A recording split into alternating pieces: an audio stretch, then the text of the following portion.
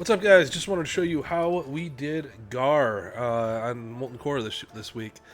We did this a little bit different than the first run last month, and I think this is probably the best way to do it. So we have Frostwolf Shaman in here to heal your tower because it's kind of all about phase 3. The rest of the time we're just defending. The reason that we're not kind of doing the more traditional way is every time you take down a tower, he releases 2 big earth elementals, which will come in and you can deal with them, but they're just a lot more to deal with. So our goal is to not take any towers. We might take this first tower here and there. It's kind of on accident while we're defending. You can take this first tower too, like there we just took that first tower. It's not the end of the world, but you see these 2 earth elementals coming now, so it's just something you have to deal with. And the only thing we're really gaining with this strategy is just we push their spawn point back a little bit more, so kind of is what it is. But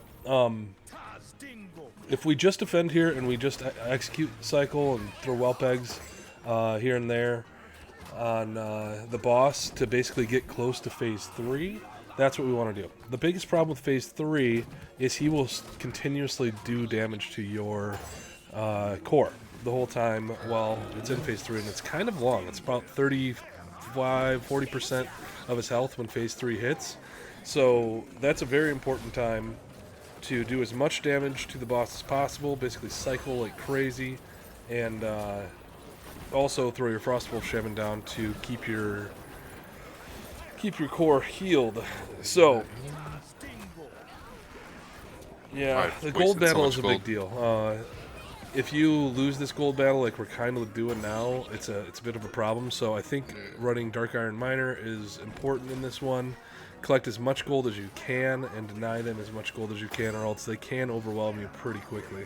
In almost every map, that's a pretty big deal. The gold battle is something you don't want to get too far behind on. Sometimes you can't really do it perfectly, but okay. So we just triggered phase 2, and what happens there is he basically kills all the towers, and if you want to take them back, it's gonna basically be a lot more earth elementals that you have to deal with.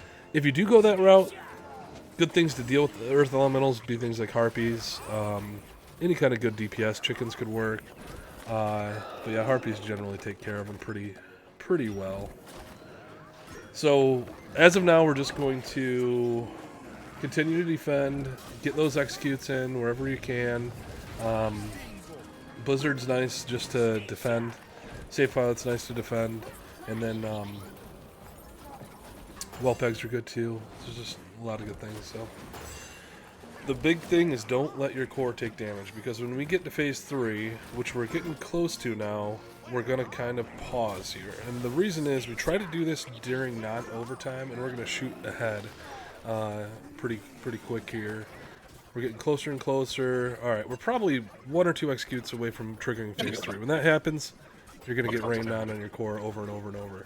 So I'm going to scoot up here all the way to about, let's go to like 10 seconds left in regular. So we're 20 seconds left. Okay, so we're kind of waiting right now just for the final overtime so we can get double gold, then we can really start pumping. We're trying to top off our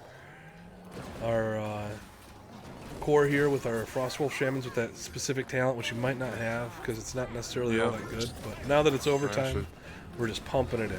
Putting in Frostwolf Shamans, putting in executes on the boss, putting well pegs on the boss, putting anything that you can on that boss to do damage, because he's constantly just pummeling away at our core too. So it's really just a base race. But in overtime, you get so much more gold. It's way easier to do. You can try it before overtime, but I'm telling you, if you're struggling with that, just wait till overtime. It's a bit of an annoyance waiting for those extra 3 minutes, or however long it might be. But you can see here, we're going to beat him with about half life on the core. So it's not that hard as long as you are patient. If you're not patient, it's going to be quite tough. So yeah, so that's pretty much it. This will work. You just it's not the most fun, it's not the most engaging playing it this way, but this is a way you can definitely beat it if you're not super crazy high in levels of cards and stuff. So yeah, good luck, guys.